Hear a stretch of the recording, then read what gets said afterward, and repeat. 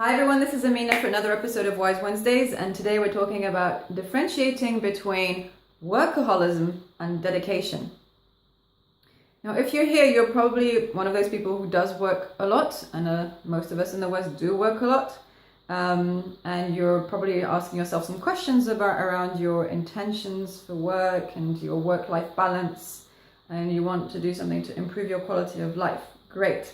If you're in distress, however, then do seek the appropriate help.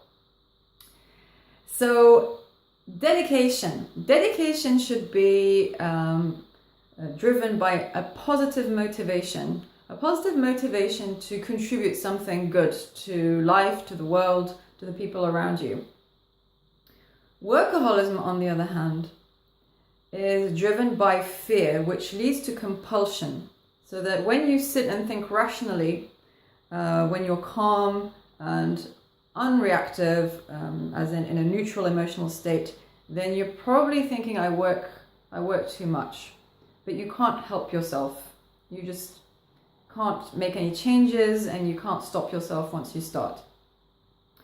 Now, if you're not sure, a good way to start to tease out your motivations around work is to ask yourself this question. Again, try and do this when you're relaxed in a neutral state, a neutral emotional state, as in you're not reacting to something and you're feeling quite good about life and about yourself.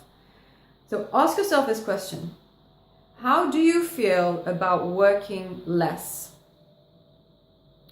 Now, when you ask yourself this question, take it in, let it sink into your psyche and your consciousness, and see how you feel in your body. What comes up in your body? What sensations, what feelings, what emotions? Do you have a knot in your stomach or some fluttering or tightness around your chest?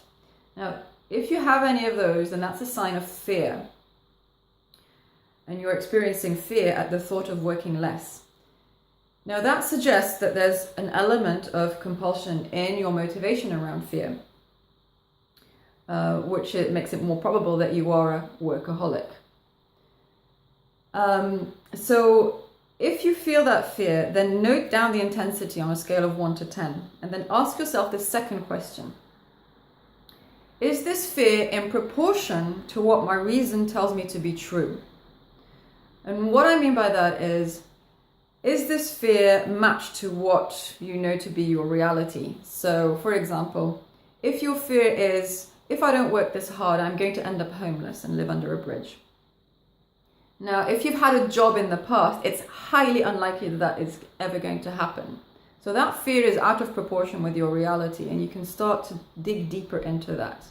Journaling is a great way to look into your own psychology and see it on paper, and then start to do something about it. But that's something for another video. Another fear would be, if I don't work this hard, I'm not going to please my boss, I'll miss out on a promotion and my career is ruined. Again, that is highly unlikely to happen because career success depends on a number of other factors that are not to do with the number of hours you work in this particular job with this particular boss. So again, write that down, and then try to go deeper into it. Journaling, as I said, is a great way for understanding our thoughts and feelings and starting to see it clearly, and then take actions and steps around it as you start to see your psychology on paper more clearly. So if you want to read more, please go to the website www.dramina.com. Please subscribe to the newsletter if you wish, and I hope this helps, and I'll see you next time. Bye-bye.